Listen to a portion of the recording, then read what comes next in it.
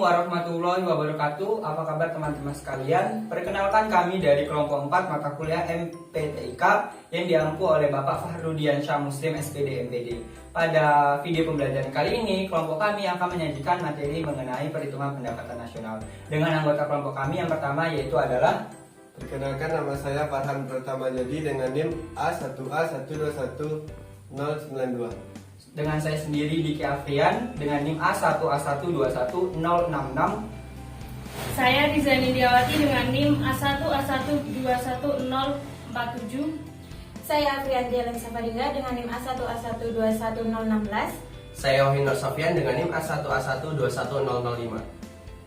Demikianlah perkenalan dari kelompok kami. Selamat menyaksikan video pembelajaran yang telah kami sajikan. Kami akhiri, wassalamualaikum warahmatullahi wabarakatuh. Assalamualaikum warahmatullahi wabarakatuh. Saya di sini kelompok 4 akan membahas perhitungan pendapatan nasional. Secara rinci, materi pembahasan perhitungan pendapatan nasional meliputi 1. Beberapa pengertian dasar tentang perhitungan agregatif. Yang kedua, PDB menurut harga berlaku dan harga konstan. Yang ketiga, manfaat dan keterbatasan perhitungan PDB. Kemudian, adapun kompetensi yang ingin dicapai meliputi yang pertama, menyebutkan pengertian dasar tentang perhitungan agregatif. Yang kedua, menjelaskan perbedaan PDB di negara maju dan negara berkembang. Yang ketiga, menjelaskan cara menghitung pendapatan nasional. Menjelaskan harga PDB menurut harga berlaku, kemudian menghitung PDB berdasarkan harga konstan, dan yang terakhir menyebutkan manfaat perhitungan PDB. Baiklah, di sini saya akan menjelaskan materi perhitungan pendapatan nasional. Yang pertama yaitu adalah pendapatan domestik bruto atau biasa yang disingkat dengan PDB. PDB adalah suatu perhitungan pendapatan perekonomian suatu negara dengan mencantumkan faktor-faktor alokasi dan juga faktor-faktor produksi yang berasal dari luar negeri. Di dalam PDB ini tidak mencantumkan penghasilan dari warga negara suatu negara yang berada di luar negeri, namun hanya penghasilan yang berada di negara tersebut. Pada PDB kali ini, pada PDB maksud saya, itu rumusnya adalah PDB sama dengan C. C itu adalah konsumsi masyarakat, kemudian ditambah I itu adalah investasi, kemudian ditambah G itu adalah government atau pengeluaran government, kemudian ditambah hasil dari selisih ekspor dikurang impor. Untuk rumus lebih lanjutnya bisa dilihat di gambar di samping. Kemudian PDB ini biasanya kelemahannya tidak menggambarkan kondisi real atau nyata perekonomian di suatu negara karena masih dipengaruhi oleh faktor-faktor produksi yang berasal dari luar negara tersebut. Kemudian yang kedua yaitu adalah pendapatan nasional bruto atau yang biasa disingkat PNB. PNB adalah suatu perhitungan pendapatan perekonomian suatu negara dengan juga mencantumkan penghasilan warga negara yang berada di luar negeri. Untuk rumus dari bagaimana cara menghitung PNB, yaitu rumusnya adalah PDB ditambah PFNP. PFNP ini adalah hasil dari selisih antara PFLN yaitu pendapatan faktor-faktor produksi luar negeri dikurang dengan PFDN yaitu faktor-faktor produksi dalam negeri. Biasanya PFPN di suatu negara berkembang bernilai negatif. Hal ini menunjukkan indikasi bahwa pembayaran terhadap faktor-faktor produksi yang berasal dari luar negeri itu lebih besar dibandingkan dengan penerimaan di dalam negeri itu sendiri, atau dikatakan bahwa nilai impor di suatu negara tersebut lebih besar dibandingkan dengan nilai ekspor di negara tersebut. PFPN bernilai negatif biasanya terjadi di negara-negara berkembang, contohnya seperti di Indonesia. Kemudian yang ketiga yaitu adalah produk nasional neto atau PNN. PNN sendiri adalah suatu perhitungan pendapatan. Seperti di suatu negara, seperti yang kita ketahui bahwa tentunya dalam suatu perekonomian atau produksi dibutuhkan barang modal atau good capital. Tentunya untuk mendapatkan hal tersebut tidak hanya berasal dari modal sendiri, juga harus adanya investasi. Tujuan dari adanya penambahan barang modal tersebut untuk menggantikan faktor-faktor produksi yang sudah usang atau yang bisa dikatakan sudah tidak produktif lagi. Kemudian untuk PNN itu sendiri rumusnya adalah PNB dikurang dengan depresiasi. Kemudian yang keempat yaitu pendapatan nasional atau national income. Jika berbicara mengenai output nasional dengan pendekatan pendapatan, dikatakan bahwa pendapatan nasional atau PN merupakan balas jasa dari segala bentuk produksi yang digunakan. Angka PN diturunkan dari angka PNN. Bagaimana caranya mendapatkan angka PN dengan PNN? Caranya yaitu PNN dikurangkan dengan angka pajak tidak langsung atau PTL, kemudian ditambahkan dengan subsidi atau S. Pajak tidak langsung harus dikurangkan karena tidak mencerminkan dari bentuk produksi, tetapi tidak termasuk ke dalam perhitungan PNN. Rumus dari pendapatan nasional yaitu PN sama dengan PNN dikurang PTL kemudian ditambah S. Kemudian bisa dilihat rumusnya di samping. Kemudian yang kelima yaitu personal income atau pendapatan personal. Pendapatan personal atau PP merupakan salah satu pendapatan nasional yang dimana adalah merupakan salah satu hak-hak individu karena mereka telah terlibat dalam kegiatan produksi. Jika kita ingin mendapatkan nilai PP dari PN, maka laba perusahaan yang belum dikeluarkan harus segera dikeluarkan karena pajak tidak diberikan atau LTB itu merupakan salah satu hak perusahaan. Selain itu pembayaran asuransi sosial atau PAS juga harus segera dikurangkan.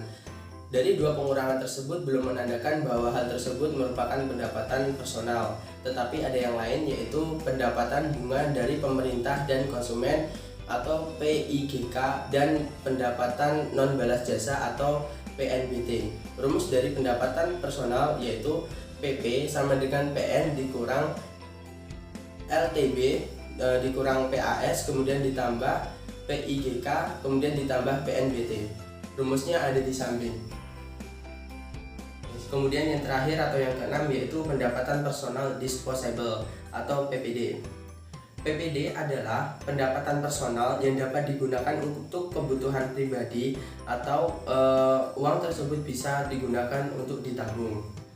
Pendapatan personal disposable dapat diperoleh dengan cara mengurangi pajak atas pendapatan personal atau PAP. Untuk menghitung ini kita harus mencari nilai PDB dulu, kemudian setelah ditemukan nilai PDB kita mencari nilai PNB. Kemudian setelah itu kita harus mencari nilai PNN. Kemudian setelah kita mendapatkan nilai PNN, kita mencari nilai PN. Setelah itu baru kita dapatkan nilai PN, kita mencari nilai PP. Nah, setelah kita mendapatkan nilai PP, barulah kita dapat menghitung nilai pendapatan personal disposable atau PPD. Rumusnya yaitu PP dikurang pajak pendapatan personal. Kemudian dapat kita lihat rumusnya ada di samping. Baik, kemudian yang ketiga yaitu adalah PDB harga berlaku dengan PDB harga konstan.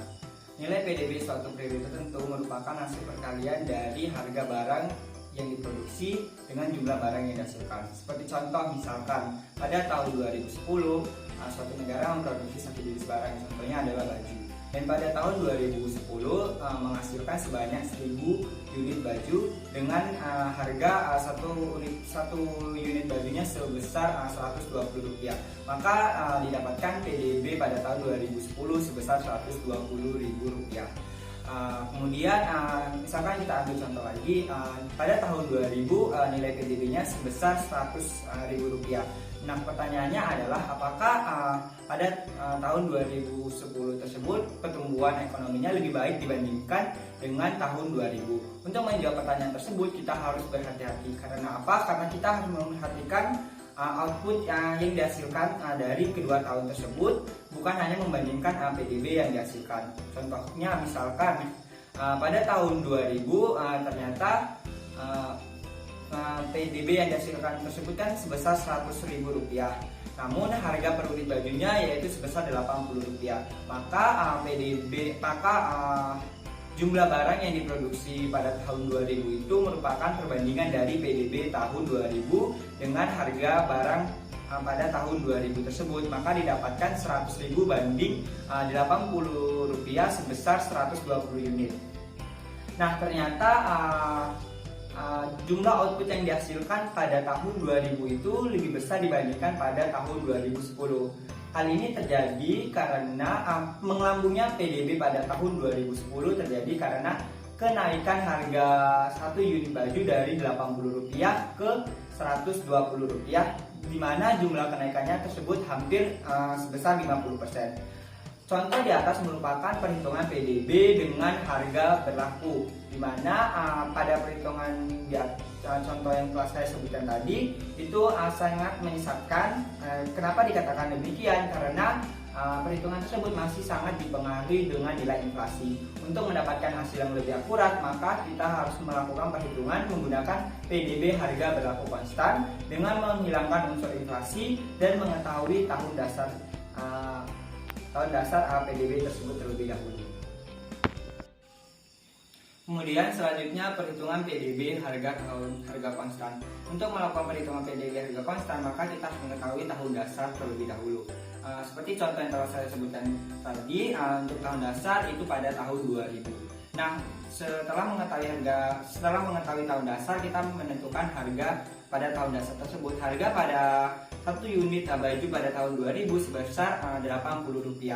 Maka PDB harga konstan pada tahun 2010 adalah hasil dari perkalian antara jumlah barang yang dihasilkan pada tahun 2010 dikalikan dengan harga tahun dasar. Maka 1.000 dikali dengan Rp80 didapatkan PDB harga konstan pada tahun 2010 sebesar Rp80.000. Harga Rp80.000 tersebut merupakan biasa juga disebut sebagai PDB real. Kemudian untuk harga atau PDB pada tahun 2010 dengan hasil Rp120.000 tersebut dikatakan sebagai PDB nominal. Hubungan antara PDB nominal dengan PDB real dinyatakan dengan persamaan sebagai berikut. PDB real sama dengan PDB nominal berbanding dengan deflator. Untuk mengetahui deflator, maka rumus yang digunakan adalah harga pada tahun dasar, harga pada tahun T dibandingkan dengan harga pada tahun dasar, kemudian dikalikan dengan 100%, maka didapatkan harga pada tahun T yaitu sebesar Rp120 dibandingkan dengan Rp80 dikalikan 100% didapatkan deflatornya sebanyak 150%. Kemudian setelah kita mengetahui perhitungan PDB harga konstan, selain mengetahui apakah terjadi pertumbuhan ekonomi atau tidak, kita juga dapat mengetahui perubahan inflasi yang terjadi. Untuk mengetahui rumus inflasi tersebut digunakan rumus inflasi sama dengan deflator pada tahun T dikurang dengan deflator pada tahun dasar dibagi dengan deflator pada tahun T dikalikan dengan 100%. Deflator pada tahun T itu sebesar 150% yang telah saya jelaskan tadi. Kemudian dikurang dengan deflator pada tahun dasar itu dituliskan dengan jumlah atau sebesar 100. Kemudian dibagi dengan deflator pada tahun dasar lagi sebanyak 100, kemudian dikalikan dengan 100%, maka didapatkan hasil perubahan inflasi yang terjadi yaitu sebanyak 50%. Manfaat dan keterbatasan perhitungan PDB atau pendapatan domestik bruto. Yang pertama itu perhitungan PDB dan analisis kemakmuran.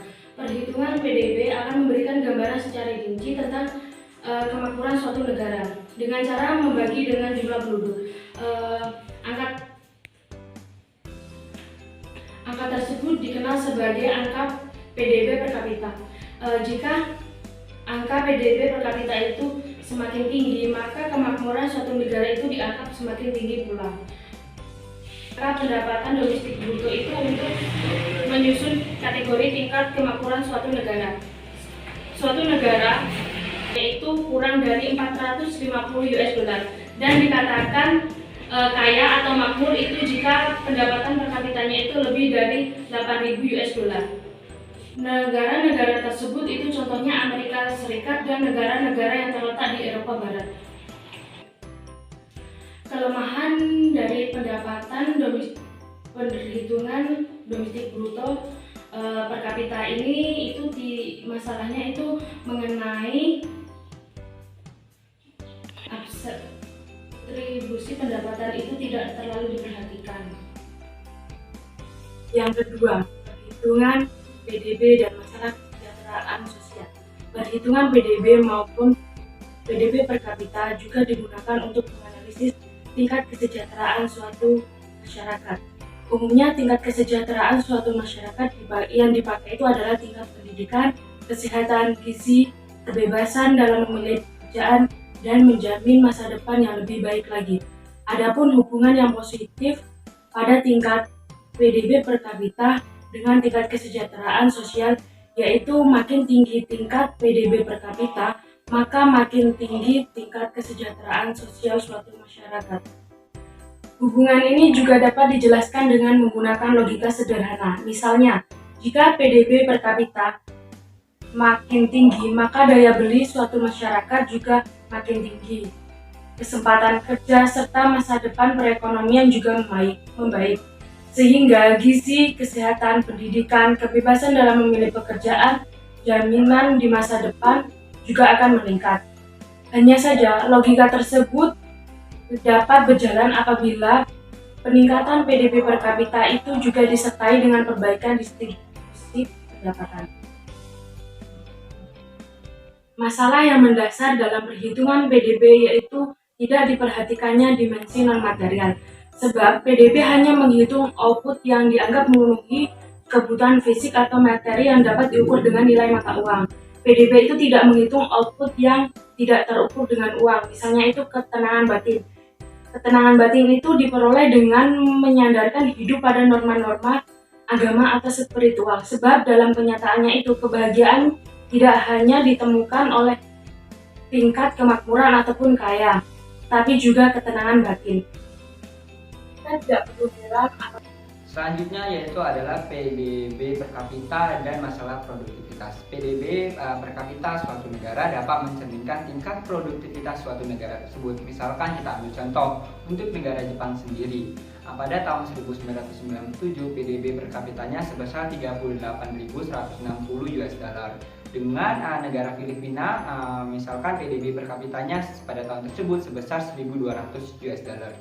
Hal tersebut dapat kita ambil kesimpulan bahwa tingkat produktivitas negara Jepang tentunya lebih baik dibandingkan negara Filipina.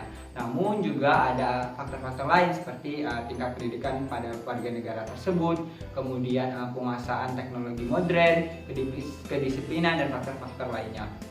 Namun apakah misalkan kita ambil contoh lain, apakah tingkat produktivitas negara Brunei Darussalam lebih baik dibandingkan dengan negara Filipina? Untuk menjawab pertanyaan tersebut akan sangat lumayan sulit. Karena apa? Misalkan kita perbandingkan lagi jumlah penduduk di negara Brunei Darussalam sendiri, jumlah penduduknya hanya sebesar 300.000 jiwa dan negara Filipina sebanyak 75 juta jiwa. Hal tersebut menunjukkan perbedaan yang sangat berbeda. Kemudian misalkan untuk pendapatan per kapitanya sendiri, misalkan seperti yang kita ketahui di negara Brunei Darussalam sebagian besar PDB-nya itu berasal dari penjualan minyak bumi. Untuk mencapai misalkan PDB per kapita setara dengan negara Malaysia, yaitu maksud saya negara Filipina sebesar 1.200 US dollar, maka negara Brunei Darussalam hanya perlu melakukan penjualan minyak bumi itu sebesar 360 juta US dollar. Tentunya hal tersebut bagi negara Brunei Darussalam merupakan hal yang sangat mudah karena jumlah ekspor minyak dari negara Brunei Darussalam tersebut mencapai miliaran US dollar dalam setahun. Kemudian untuk mengetahui tingkat produktivitas antar negara ada beberapa hal yang perlu diperhatikan. Yang pertama yaitu adalah jumlah dan komposisi penduduk. Apabila suatu negara memiliki jumlah penduduk yang lebih banyak dan diisi oleh penduduk usia angkatan kerja dari usia 16 sampai 64 tahun dan dibarengi dengan tingkat pendidikan yang lebih tinggi, maka produktivitas negara tersebut dan outputnya akan lebih baik dibandingkan negara dengan jumlah dan komposisi penduduk yang lebih rendah. Kemudian yang kedua yaitu adalah jumlah dan struktur kesempatan kerja. Apabila jumlah kesempatan kerja di suatu negara itu besar, maka dapat menampung juga jumlah angkatan kerja yang lebih baik. Namun kita juga harus memperhatikan struktur kesempatan kerja tersebut. Apabila contohnya misalkan ternyata struktur kesempatan kerja tersebut di bidang pertanian, ternyata hal tersebut lebih rendah menghasilkan produktivitasnya dibandingkan dengan struktur kesempatan kerja di bidang modern seperti industri dan jasa yang dapat menghasilkan produktivitas lebih tinggi. Kemudian yang ketiga yaitu adalah faktor-faktor non-ekonomi. Untuk faktor-faktor non-ekonomi tersebut antara lain meliputi dengan etika, kemudian nilai-nilai tata krama, kemudian kedisiplinan, kemudian sejarah perkembangan, dan lain-lain sebagainya. Sebagai contoh, kita bisa mengambil negara Jepang, pantas untuk mendapatkan predikat sebagai negara produktif selain dengan kemampuan warga negaranya dengan pendidikan yang sangat tinggi, kemudian menguasai teknologi. Warga-warga negara Jepang juga memiliki tingkat kedisiplinan dan tata krama dalam bekerja yang baik dan menghormati senior. Jepang sudah melakukan perubahan hampir 3000 tahun untuk mengubah bangsanya menjadi bangsa yang lebih modern, walaupun perubahan tersebut baru dimulai dari 2 abad yang lalu. Kemudian materi yang terakhir yaitu adalah perhitungan PDB dan kegiatan-kegiatan ekonomi tak tercatat atau underground economy. Menurut Badan Pusat Statistik Nasional Indonesia yang mencatat data statistik PDB di Indonesia hanya mencatat kegiatan-kegiatan ekonomi formal saja. Contohnya untuk kegiatan-kegiatan ekonomi informal seperti penghasilan pembantu rumah tangga atau dari penghasilan dari penjual buah yang langsung menjual buahnya ke pasar tersebut tidak tercatat dalam statistik PDB di Indonesia. Untuk kelemahan pencatatan PDB biasanya di negara-negara berkembang terkait dengan masalah administratif maksud saya. Namun berbeda dengan kelemahan atau kegiatan-kegiatan ekonomi yang tidak tercatat di negara-negara maju. Biasanya hal tersebut terjadi karena kegiatan yang terjadi merupakan kegiatan ekonomi yang ilegal atau melawan hukum. Contohnya misalkan penjualan obat-obat terlarang atau penjualan obat-obat bius. Nah teman-teman, demikianlah materi yang kami sampaikan dari kelompok 4 MPTIK mengenai perhitungan pendapatan nasional. Untuk memahami materi ini lebih lanjut, cobalah untuk mengerjakan beberapa soal yang telah kami berikan dan cobalah untuk mengerjakannya dengan sejujur mungkin. Dan kami ucapkan terima kasih dan sampai jumpa di lain waktu dan selamat mengerjakan.